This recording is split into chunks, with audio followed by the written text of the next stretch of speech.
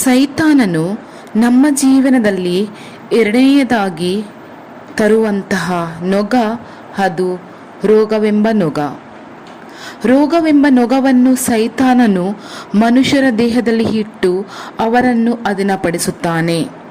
ನನ್ನ ಪ್ರೀತಿಯ ದೇವರ ಮಕ್ಕಳೇ, ನಮ್ಮ ದೇಹವು ದೇವರ ಆಲಯ ಎಂಬುದಾಗಿ ಸತ್ಯವೇದ ಹೇಳುತ್ತದೆ. 1 ಕೊರಿಂಥ 3ನೇ ಅಧ್ಯಾಯ 17ನೇ ವಾಕ್ಯದಲ್ಲಿ ಕರ್ತರು ವಾಸ ಮಾಡುತ್ತಾರೆ ನಮ್ಮ ದೇಹದಲ್ಲಿ. ನಮ್ಮ ದೇಹ ಆರೋಗ್ಯವಾಗಿ ಇದ್ದರೆ ನಾವು ಸಂತೋಷವಾಗಿ ಬಾಳಲು ಸಾಧ್ಯ. ನಮ್ಮ ಆತ್ಮ ರಕ್ಷಿಸಲ್ಪಟ್ಟು ನಮ್ಮೊಳಗೆ ಒಂದು ದೊಡ್ಡ ಸಂತೋಷ ಇದ್ದರೂ ದೇಹ ರೋಗದಿಂದ ಬಾಧಿಸಲ್ಪಟ್ಟು ಬಿಟ್ಟರೆ ಅದು ನಮಗೊಂದು ಬಾಧೆಯನ್ನು ಉಂಟು ಮಾಡುತ್ತದೆ, ನೋವನ್ನು ಉಂಟು ಮಾಡುತ್ತದೆ, ಬೇಸರವನ್ನು ಉಂಟು ಮಾಡುತ್ತದೆ. ಕೆಲವರಲ್ಲಿ ಕರ್ತನಲ್ಲಿರುವಂತಹ ಆ ರಕ್ಷಣೆಯ ಸಂತೋಷ ಇರುತ್ತದೆ, ಆದರೆ ಅವರ ಜೀವನದಲ್ಲಿ ಅವರ ದೇಹದಲ್ಲಿ ಪೂರ್ಣವಾಗಿ ಸಂತೋಷವಿರುವುದಿಲ್ಲ.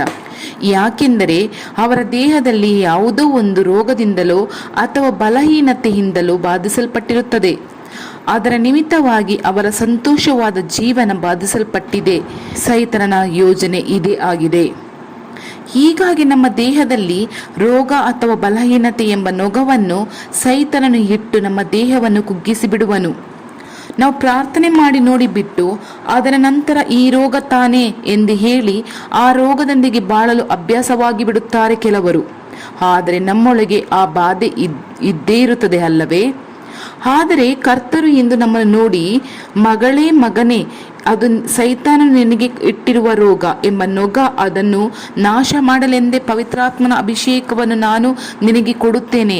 ಆ ಅಭಿಷೇಕ ನಿನ್ನನ್ನು ತುಂಬಿಸುವಾಗ ಸೈತಾನನು ನಿನ್ನೊಳಗೆ ಇಟ್ಟಿರುವ ಆ ರೋಗವು ಮುರಿದು ಹೋಗುವುದು ಎಂದು ಹೇಳುತ್ತಾರೆ. ಒಬ್ಬ ತಂದೆಯವರು ಸುಮಾರು 35 ವರ್ಷಗಳಿಂದ ಅಸ್ತಮ ರೋಗದಿಂದ ಬಾಧಿಸಲ್ಪಟ್ಟಿದ್ದರು. 15 ವರ್ಷ ಅಂದರೆ ಆತನ ಶ್ವಾಸಕೋಶಗಳು ಅಷ್ಟರ ಮಟ್ಟಿಗೆ ಬಾಧಿಸಿರುತ್ತದೆ ಎಂದು ನೋಡಿರಿ. ಆಗಾಗ ಇನ್ನೇಲರ್ ಉಪಯೋಗಿಸದಿದ್ದರೆ ಶ್ವಾಸ ಬಿಡಲು ಬಹಳ ಕಷ್ಟವಾಗುವುದು. ಎಷ್ಟೋ ಔಷಧಿ ಗುಳಿಗೆಗಳು ಉಪಯೋಗಿಸಿದರೂ ಸೌಖ್ಯ ಸಿಗದೆ ಕೊನೆಗೆ ಪಾರ್ಶ್ವವಾಯು ರೋಗದಿಂದ ನರಮಂಡಲೆಲ್ಲ ಬಾಧಿಸಲ್ಪಟ್ಟು ಬಿಟ್ಟಿತ್ತು. ಆತನ ರಕ್ಷಿಸಲ್ಪಟ್ಟಿದ್ದರೂ ಆದರೆ 35 ವರ್ಷಗಳಿಂದ ರೋಗದಿಂದ ಆತನಿಗೆ ಬಿಡುಗಡೆ ಸಿಗದೆ ಮರಣದೊಂದಿಗೆ ಹೋರಾಡುತ್ತಿದ್ದರು. ನನ್ನ ಪ್ರೀತಿಯ ದೇವರ ಮಕ್ಕಳೇ, ಇದೇ ಸೈತಾನನು ಇಟ್ಟಿರುವ ರೋಗ ಎಂಬ ನೊಗವಾಗಿದೆ. ಏಕೆಂದರೆ ನಾವು ಸಂತೋಷವಾಗಿ ಇರಲು ಅವನಿಗೆ ಇಷ್ಟವಿಲ್ಲ. ಆದ್ದರಿಂದ ರೋಗ ಎಂಬ ನೊಗವನ್ನು ನಮ್ಮ ಮೇಲೆ ತಂದು ಬಿಡುತ್ತಾನೆ. ಸೈತಾನನ ಈ ಕ್ರಿಯೆಯಿಂದ ಬಿಡುಗಡೆಯನ್ನು ಹೊಂದಿಕೊಳ್ಳಬೇಕು ಎಂದು ಆತನಿಗೆ ತಿಳಿಯಲಿಲ್ಲ. ಸರಿ, ಯಾವುದೋ ಒಂದು ರೋಗ, ಕೊನೆಯವರೆಗೂ ಗುಳಿಗೆಗಳನ್ನು ತಿನ್ನುತ್ತಾ ಅಂದರೆ ಟ್ಯಾಬ್ಲೆಟ್ಗಳನ್ನು ತಿನ್ನುತ್ತಾ ಜೀವನವನ್ನು ಮುಂದುವರಿಸೋಣ ಎಂದು ಅವರು ಯೋಚಿಸಿದರು. ಒಂದು ದಿನ ಆತನು ಯೇಸು ಬಿಡಿಸ್ತಾನೆ ದೂರದರ್ಶನವನ್ನು ನೋಡುತ್ತಾ ಇದ್ದ ಸಮಯದಲ್ಲಿ ಪವಿತ್ರಾತ್ಮ ನೀಡುವ ಬಿಡುಗಡೆಯನ್ನು ಕುರಿತು ದೇವರ ಸಂದೇಶವನ್ನು ಕೇಳಿದಾಗ ಕರ್ತನಿಂದ ನನಗೆ ಬಿಡುಗಡೆಯನ್ನು ಕೊಡಲು ಸಾಧ್ಯ ಎಂಬ ನಂಬಿಕೆ ಆತನಲ್ಲಿ ಬಂದಿತ್ತು. ಯಾವುದಕ್ಕಾಗಿ ಆತನು ಪ್ರಾರ್ಥಿಸಿದಾಗ ಕರ್ತನ ಅಭಿಷೇಕ ಆತನ ಮೇಲೆ ಮಿತಿಯಿಲ್ಲದೆ ಇಳಿಯಿತು. ಆ ಕ್ಷಣವೇ 35 ವರ್ಷಗಳಿಂದ ಸೈತಾನನು ಆತನ ಮೇಲೆ ಇಟ್ಟಿದ್ದ ಅಸ್ತಮ ರೋಗವೆಂಬ ನೊಗದಿಂದ ಸಂಪೂರ್ಣ ಬಿಡುಗಡೆ ಆಯಿತು. ಆ ದಿನದಿಂದ ಆ ಅಸ್ತಮ ರೋಗ ಆತನಿಗೆ ಇಲ್ಲದೆ ಹೋಯಿತು. ನನ್ನ ಪ್ರೀತಿಯ ದೇವರ ಮಕ್ಕಳೇ, ಇಂದು ಕೂಡ ನಿಮ್ಮ ಜೀವನದಲ್ಲೂ ಯಾವುದೋ ಒಂದು ರೋಗವೆಂಬ ನೊಗ ಇದೆ ಅಲ್ಲವೇ? ಅದು ಕ್ಯಾನ್ಸರ್ ಕಾಯಿಲೆ ಎಂಬ ನೊಗವಾಗಿಯೋ, ಅಥವಾ ಅಸ್ತಮ ಎಂಬ ನೊಗವಾಗಿಯೋ, ಅಥವಾ ದೇಹದಲ್ಲಿ ಬಲಹೀನತೆ ಎಂಬ ನೊಗವಾಗಿಯೋ, ಡಯಾಬಿಟಿಸ್ ಎಂಬ ರೋಗದಿಂದ ಆ ರೋಗ ನೊಗವಾಗಿರಬಹುದು, ಅಥವಾ ಕೀಲು ನೋವು ಎಂಬ ನೊಗವಾಗಿಯೋ ಇರಬಹುದು. ಹೀಗೆ ರೋಗವೆಂಬ ನೊಗವನ್ನು ಸೈತಾನನು ನಿಮ್ಮ ಮೇಲೆ ಇಟ್ಟು ನಿಮ್ಮನ್ನು ವೇದನೆ ಪಡಿಸುತ್ತಿದ್ದಾನಾ? ಹೆದರಬೇಡಿರಿ, ಈ ದಿನ ನಿಮಗೆ ಬಿಡುಗಡೆಯ ದಿನ.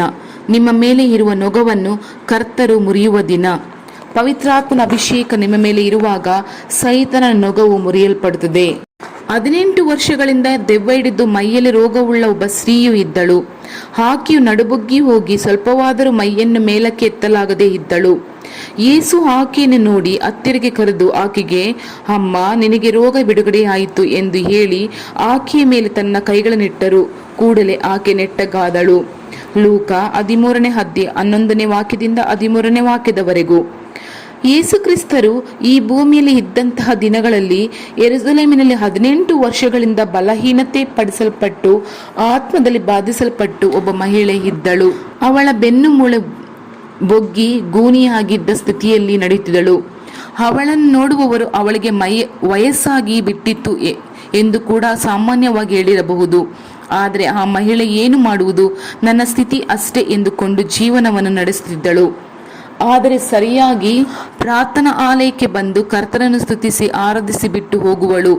ಆದರೂ ಆ ನೊಗವು ಅವಳ ಮೇಲೆ ಇರುತ್ತಿತ್ತು. ಒಂದು ದಿನ ಆ ಪ್ರಾರ್ಥನಾ ಆಲಯದಲ್ಲಿ ಯೇಸು ಕ್ರಿಸ್ತರು ಅವಳನ್ನು ನೋಡಿ ಬಲಹೀನಪಡಿಸುವ ದುಷ್ಟ ಆತ್ಮ ಅವಳನ್ನು ಗೂನಿಯಾಗಿ ಅಧೀನಪಡಿಸಿ ಇಟ್ಟಿದೆ ಎಂಬುದನ್ನು ಸ್ಪಷ್ಟವಾಗಿ ಅರಿತುಕೊಂಡರು. ಅವಳನ್ನು ತನ್ನ ಬಳಿಗೆ ಕರೆದು ಮುಟ್ಟಿದರು.